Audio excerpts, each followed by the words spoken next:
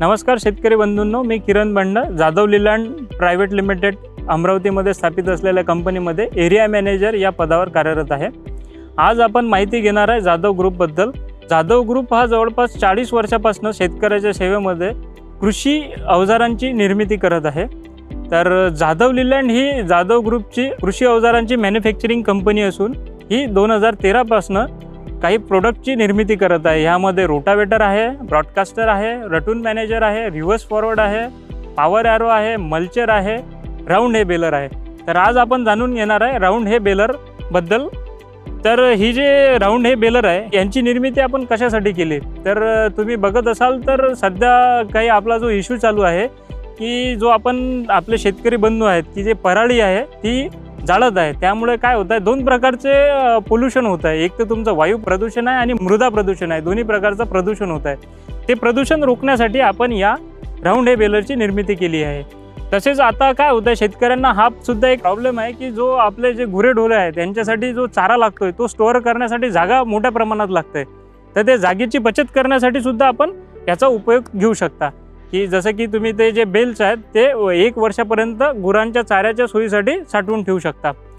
तसेच याचा आणखीन तुम्हाला बेनिफिट्स असा आहे की जसं पॉवर हाऊस झालं किंवा मग इकडे बायोमास प्लांट आहेत, त्याच्यानंतर इथेनॉल प्रोडक्शनसाठी पण याचा उपयोग होतोय। याच्यासाठी तुम्ही या पराळीचा यूज करू शकता।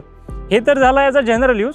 आता याचं ऑपरेटिंग सिस्टम कसं आहे याबद्दल आपण थोडी माहिती घेणार आहे। तुम्ही बघत असाल तर ही जी मशीन आहे याचा जो पिकअप एरिया आहे हा आपण जवळपास मॅक्झिमम पिकअप एरिया या मशीनला दिलेला आहे। जवळपास हा 3.25 ते 3.5 फुटापर्यंत याचा पिकअप एरिया आहे।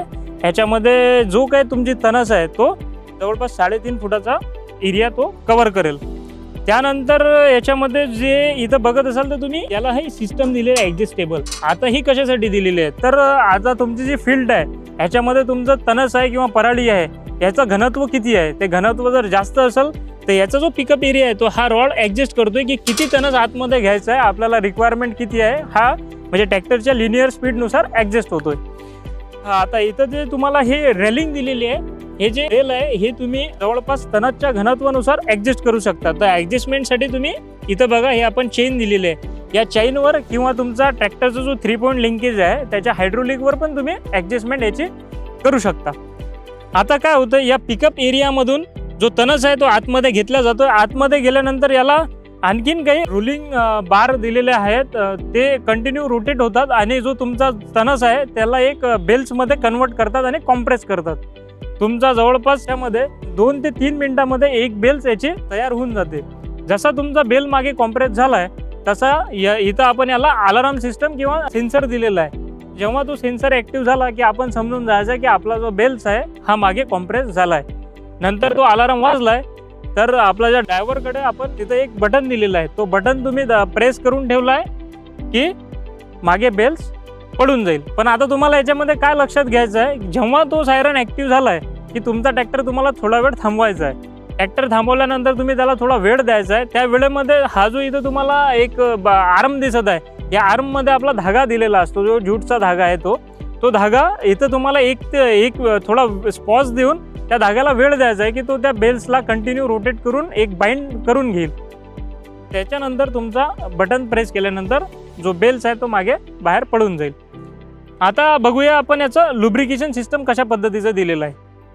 तर इथं आपण बघत असाल तर इथं तुम्हाला एक टँक दिसत आहे, तर ही लुब्रिकेशनसाठी दिलेली आहे। आता लुब्रिकेशन का महत्त्वाचं आहे, तर याच्या दोन्ही साईडला आपण याचं जे ट्रान्समिशन आहे हे चेनवर डिपेंड आहे। तर चेनसाठी आपल्याला कंटिन्यू ऑइलिंग ग्रीसिंग करणं महत्त्वाचं आहे। तर त्याच्यासाठी आपण सेल्फ लुब्रिकेशन इथं दिलेलं आहे। याच्यामध्ये तुम्ही ऑइल स्टोअर करू शकता आणि सेल्फ लुब्रिकेशन मशीन ऑटोमॅटिक करून घेते। त्याच्यानंतर तिकडच्या साईडला तुम्ही बघत असाल तर तो ब्लॅकवाला जे दिसत आहे ते तुम्हाला बेल्स काउंट करण्यासाठी एक इंडिकेटर दिलेला आहे की तुमच्या बेल्स किती झाला आहे। म्हणजे एक एकरमध्ये तुम्ही तिथं सेट करून ठेवू शकता की या एकरमध्ये या फील्डमध्ये आपल्या बेल्स किती झाल्यात ते तुम्हाला तिथं मिळून जाईल। त्याच्यानंतर हा इथं हायड्रोलिक पंप दिलेला आहे, तुम्ही तो इझिली ऑपरेट करून आपला बेल्स तुम्ही मागे टाकू शकता याच्यासाठी।